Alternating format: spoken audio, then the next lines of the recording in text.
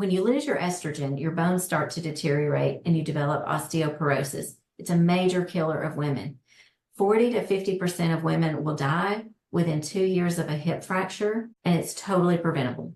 We just have to maintain our estrogen, progesterone, testosterone. The benefits of estrogen are increased bone mineral density. It also has a positive effect on the vasculature. It relaxes it so that it also reduces blood pressure. It helps to reduce visceral body fat, which is the fat that accumulates around the midsection. Women, when they're perimenopausal and they're younger, they carry their weight in their hips, thighs, and buttocks. But as you age, there's a shift in body fat distribution. And so women turn into more of an apple shape rather than a pear shape.